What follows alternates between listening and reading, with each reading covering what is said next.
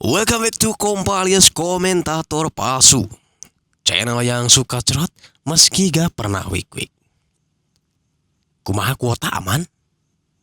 Yah sip, karena kalian gak bakalan rugi dah nyisihin kuota buat film yang satu ini. Oke sobat cerot, kita langsung ke rangkuman cerita film Without Remorse. Siapin permen biar seancur-ancurnya muka kalian dan seamburadul-amburadulnya hidup kalian, tapi setidaknya mulut kalian tetap manis ya. Check this cerot.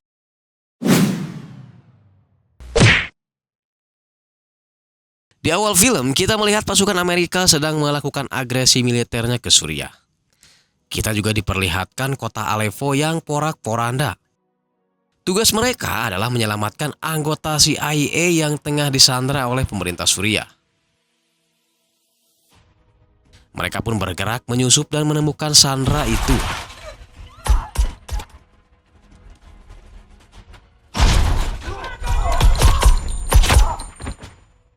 Si John melihat gambar keong emas di tangan prajurit yang mati itu dan melihat HP.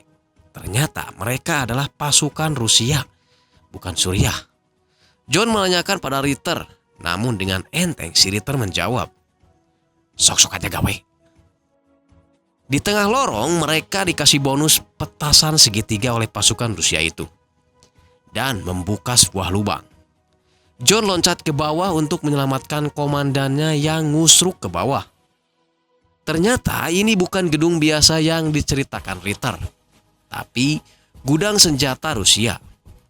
John dan komandannya pun berjalan ke atas sambil melakukan perlawanan.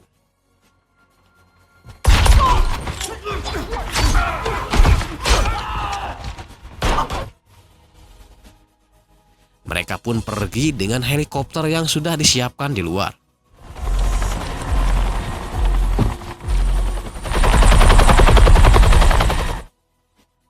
Tiga bulan kemudian, orang-orang yang terlibat dalam agresi militer Suriah kini jadi korban pembalasan dendam pihak lawan. Mereka dieksekusi satu persatu.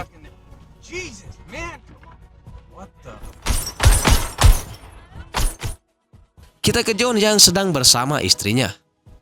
John mengajak istrinya untuk melakukan pengecerotan meskipun istrinya sedang hamil besar. Aduh, Mang John sange ya. Tapi sayangnya istrinya menolak. John pun harus pergi ke sofa dengan keadaan titit yang ngebagal. Tak lama kemudian lampu rumah dan laptop mati.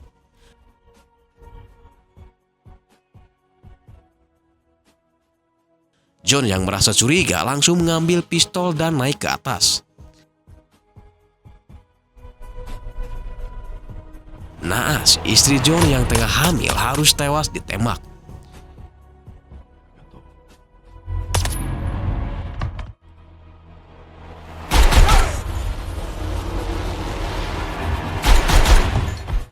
John sempat melakukan perlawanan, namun akhirnya dia kena tembak juga.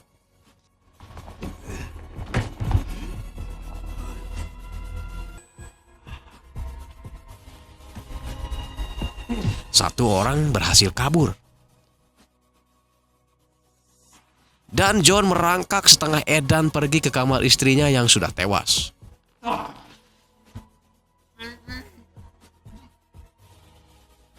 Keesokan harinya, John dibawa ke rumah sakit ditemani oleh komandannya, Neng Karen.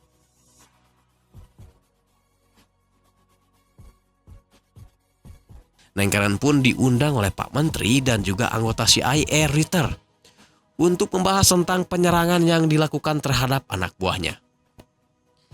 Sambil memberikan foto-foto tersangka pembunuhan, Ritter pun mengatakan bahwa kasus ini tak akan diperpanjang alias ditutup.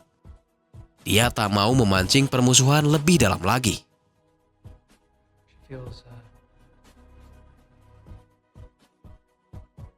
Sambil nenggak cekih kuda, Neng Karen memberitahu John bahwa CIA tak mau melanjutkan investigasinya terhadap kematian istri dan anaknya. Neng Karen pun memberikan paspor 3 orang yang telah membunuh keluarga John. Dan satu orang lagi tidak diketahui karena berhasil kabur. Untuk mengetahuinya, maka John harus menemui orang yang meloloskan mereka berempat ke Amerika. Orang itu adalah Flash Leaf.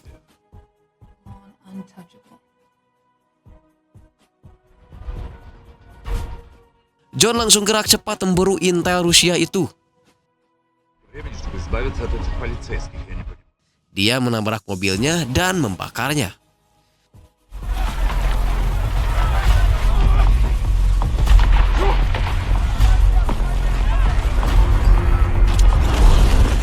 John masuk ke dalam mobil dan menginterogasi intel Rusia itu. Sambil digencet indung suku, akhirnya orang Rusia itu memberitahu bahwa orang keempat yang membunuh keluarganya itu adalah Viktor Rykov. Setelah membunuh, John pun keluar dan menyerahkan diri. Di dalam penjara, John curhat sama Neng Karen bahwa dia memiliki informasi penting dan dia ingin mengatakan langsung sama Menteri Pertahanan. Dia pun mengatakan bahwa di penjara ini banyak sekali mafia Rusia yang bisa saja membunuh dirinya kapanpun. But I found out something. They can lie. They can get to me. Ketika di dalam sel, seorang sipir tiba-tiba mengajak John untuk keluar bermain. Tapi John tidak mau karena dia tak punya sendal untuk keluar. Sipir itu pun menyuruh 3 orang sipir lain untuk masuk. Terjadilah perkelahian di dalam sel.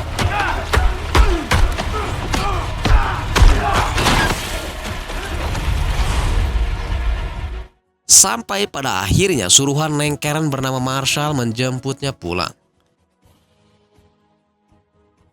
Di suatu tempat di hadapan pemimpin CIA, John mengatakan bahwa orang keempat yang kabur dari rumahnya itu bernama Rykov.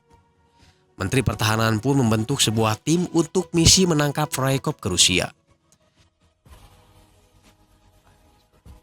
Keesokan harinya tim siap berangkat. Tapi ketika sudah memasuki kawasan Rusia, mereka langsung dihadang oleh pesawat Rusia yang sedang ronda malam. Kapal mereka pun ditembak dan ngusruk ke laut.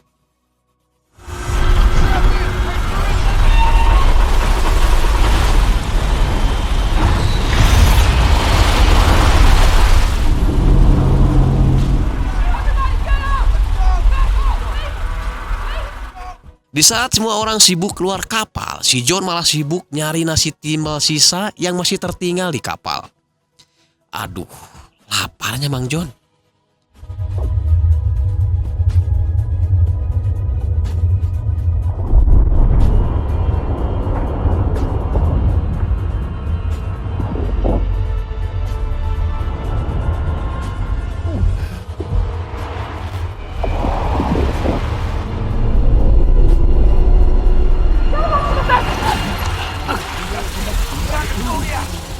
Setelah berhasil, John dan yang lainnya pun segera pergi.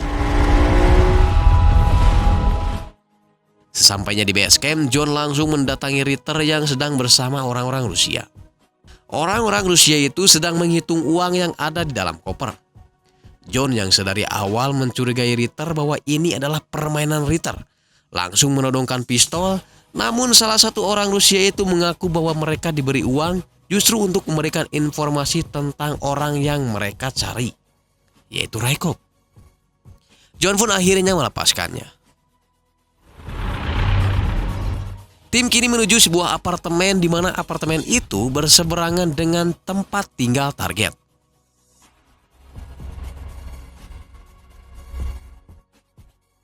Malam harinya mereka melakukan agresi ke tempat target.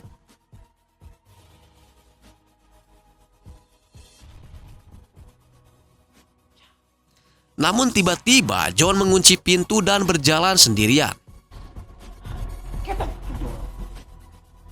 Anehnya si target sudah mengetahui kedatangan John.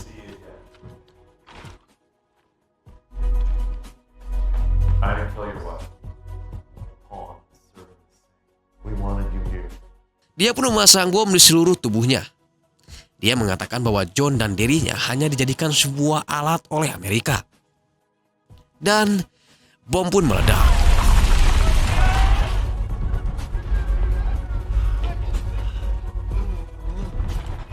Bersamaan dengan itu, mereka langsung diserang oleh beberapa penembak jitu.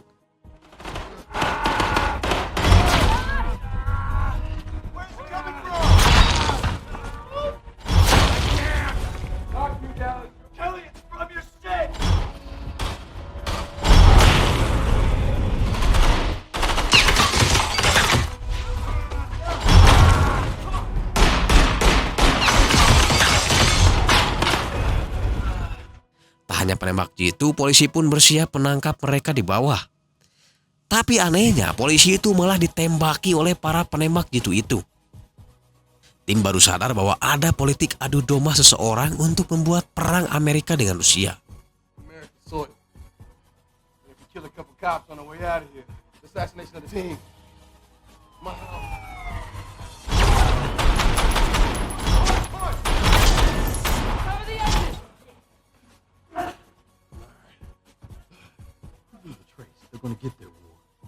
John pun berinisiatif mengalihkan perhatian polisi agar tim bisa keluar dari gedung.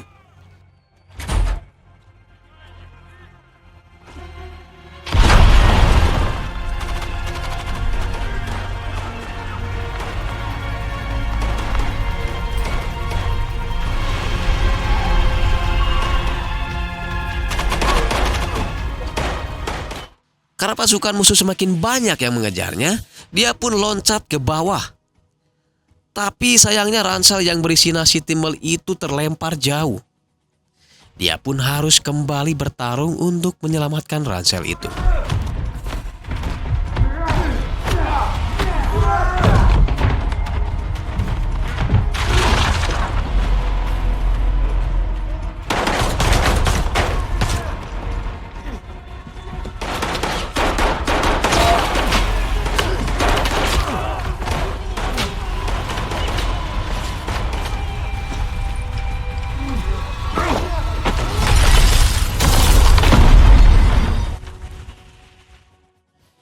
John pun mengambil baju tentara musuh agar dapat keluar dari gedung itu dengan enjoy.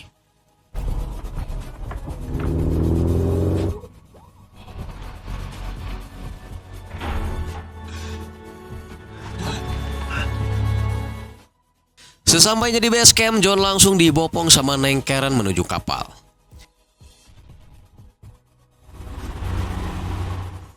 Di perjalanan, Ritter menyuruh John untuk mengambil uang di dalam kapal dengan syarat John harus berstatus sebagai tentara yang gugur di pertempuran. Supaya pas pulang, dia tidak dipenjara dan bisa mencari tahu siapa dalang di balik semua ini.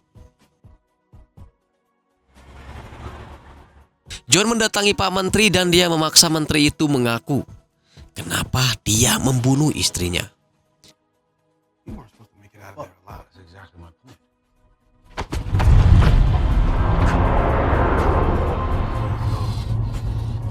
The son too. Setelah lama berbelit-belit, akhirnya menteri itu mengatakan bahwa Amerika kini terpecah belah. Dan dia sengaja memakai politik adu domba untuk menciptakan perang. Mendengar jawaban itu, John langsung mengusrukan mobilnya ke walungan.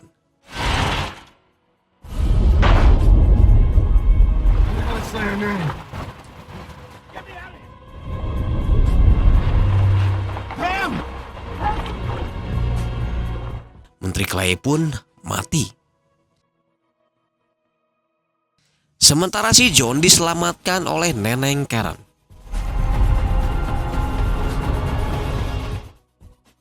Drama pemakaman bohongan pun dilakukan agar orang-orang di sana percaya bahwa John sudah tewas.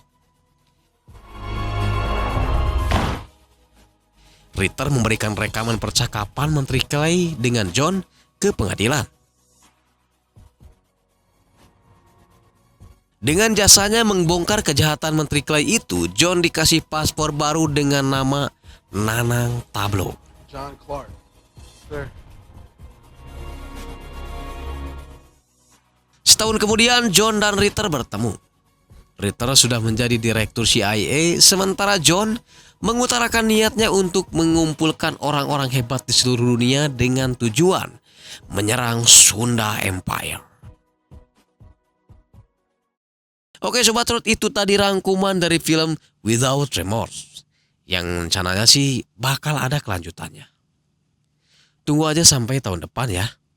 Kalau gak tahun depannya berarti tahun depannya lagi. Kalau gak ada tahun depannya lagi berarti tahun depannya lagi. Terus aja begitu. Pokoknya mas sampai kadal buluan. Oke, Mimin pamit. Assalamualaikum warahmatullahi wabarakatuh. Salam cerot.